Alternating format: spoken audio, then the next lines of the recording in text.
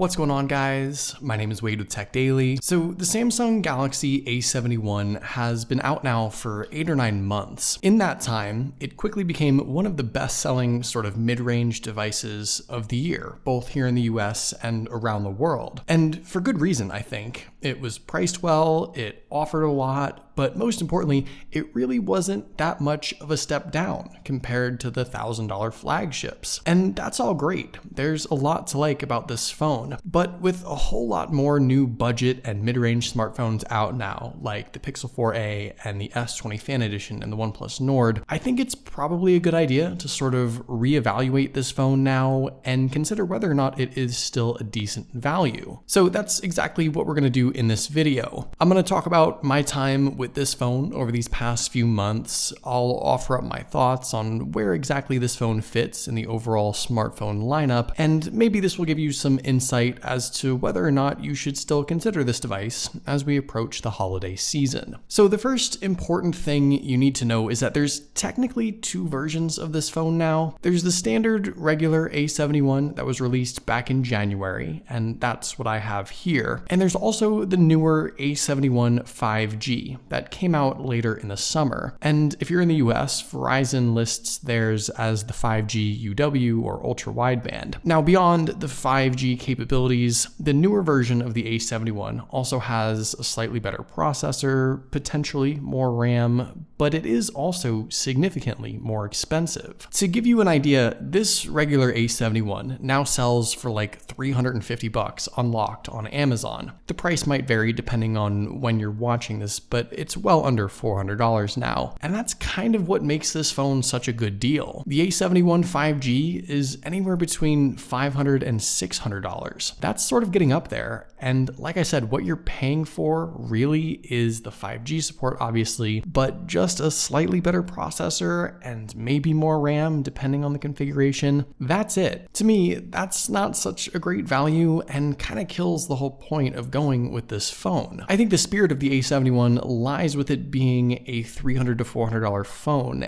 and this is kind of my first point. I think this regular A71, the original version of this device that came out back in January, it's probably the version you should go with even now and looking ahead another 6 months to a year, simply because I just don't think the 5G version of this phone is that good of a value. And besides that, unless you're on Verizon and get the A71 5G UW, you're likely not going to get that much faster speeds compared to 4G LTE anyway. And if you guys are interested in doing some comparison shopping of your own, I'll have some links down below in the video description to where you can get this phone at its cheapest current prices. So be sure to check down there so you don't miss out on any good deals. Now, on the topic of performance, getting this version of the A71 instead of the newer, more powerful one only makes sense if this phone is still good, and fortunately it is. This version of the A71 packs the Snapdragon 730 chipset, either 6 or 8 gigabytes of RAM and 128 gigabytes of UFS 2.1 storage. And to me, not only are those specs more than good enough to get the job done, I think for the price, you're still getting a pretty good value for your money. What I've liked about the A71 first off is Samsung's sort of renewed commitment to keeping this phone updated. It was one of the first smartphones to get Android 10. It's been updated to One UI 2.1 now, and it'll likely get 3 years of software support and updates, which is great. Previously, Samsung's A series phones haven't always gotten that long of software support. That alone makes it a solid long-term investment looking ahead, and throughout my time using this phone right now, it's done anything and everything that I've wanted it to do. In fact, I'd argue that through all these software updates, this phone is even better than when it first launched. And I think this is just another reason why the A71 5G isn't too enticing for me. The regular A71 performs perfectly well in doing everyday easy tasks, of course, but even pushing this phone a bit harder. I can game on this phone, obviously, and it offers excellent speed and performance. There's little to no lag or blips at all. I've never experienced any issues with holdups or app crashes. It's a phone that has allowed me to multitask and keep plenty of stuff running in the background. And no, it isn't a flagship phone. And yes, it's kind of dated, I guess, in comparison to what's out now. But for like 95% of people, I truly believe this is a device that is fully capable and will be able to handle everything you throw at at it now and 6 months from now and a year from now, maybe even 2 years from now. That's how confident I am in this device simply because of how good it feels right now. While it is tempting to look at some other devices with the Snapdragon 765 or even an 800 series processor, I don't necessarily think it's always worth the extra money. You might exceed $500 or more, and if you're looking at this phone for $350 or $375, that's a pretty big cost increase. I'm just not so sure it's worth it in the end, simply because right now this phone is that good. And also, battery life for me has been pretty good too. The 4500 milliamp capacity lasts easily the full day for me. I think having that Snapdragon processor inside instead of an Exynos chip is something that helps with that, so sorry Samsung, but this is still a solid, fairly long-lasting phone. Beyond the processor and the specs,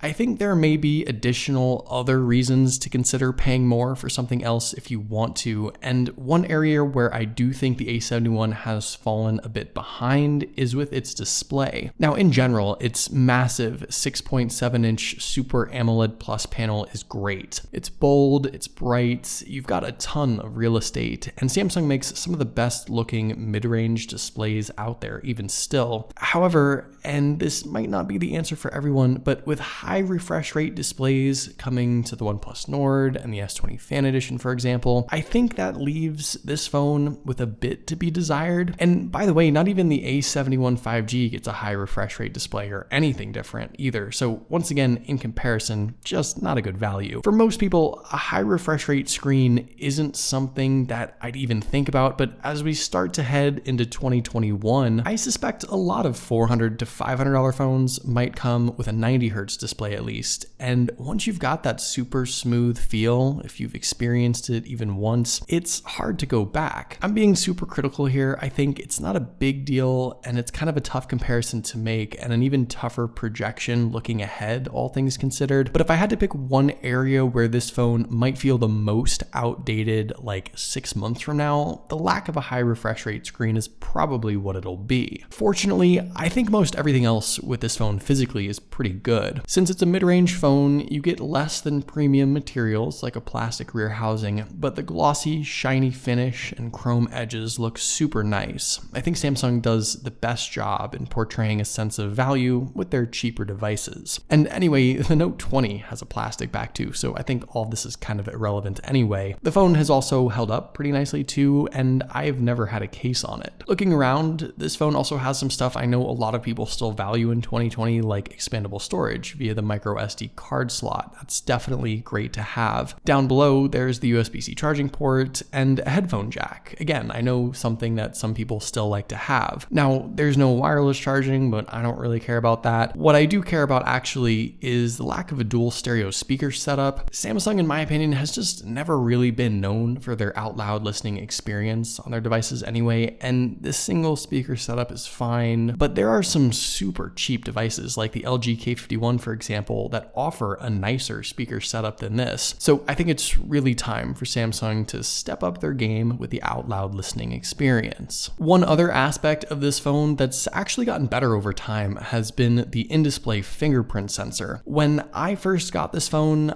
I thought it was just not great. It was a little slow, a little inaccurate, and now, while it's not flagship fast, it feels better and it's more comfortable using it. Maybe I've just gotten used to it, but I think it has gotten a little quicker and a little more accurate, though obviously paired with Face Unlock, 9 times out of 10, that's what will get me into the phone first, and that is plenty fast. Now, with the camera setup on the A71, I think even now, this is a phone that produces some great pictures and videos when you stack it up against almost anything in its price range. No, I don't think it outshoots the Pixel 4a, and you might argue that last year's flagships, which you could potentially snag at a cheaper price, might also be a better option, but there's not a whole lot to complain about. You've got plenty of shooting modes just in general, from the wide-angle lens to the somewhat useless macro lens, along with super slow-mo and night mode and pro controls. There's really nothing that's missing here at all, and I think you can get a lot out of the 64 megapixel main lens too, with that high pixel shooting mode. I've taken probably hundreds of pictures now with this phone, and I've been impressed each and every time. Even the selfie camera, the 32 megapixel shooter up front, that's pretty decent too. It's a little soft maybe, definitely beautifies your skin tone still, but it's not bad. I have countless camera tests and picture comparisons with this phone up on my channel already, so I'd recommend checking out those dedicated videos if you're really interested. But I think the A71 really set the stage earlier this year for the camera quality to be really good on these mid-range phones, and now 9 months later I still think it holds up really well. So here are my final thoughts with this phone. In the grand scheme of things, this phone is still a new, current 2020 device. If you bought this phone today, you'd be getting a good deal. A great deal, actually, since the prices come down quite a bit to around $350. While there are newer, better phones out now, like the Nord and the S20 Fan Edition, and even the A71 5G,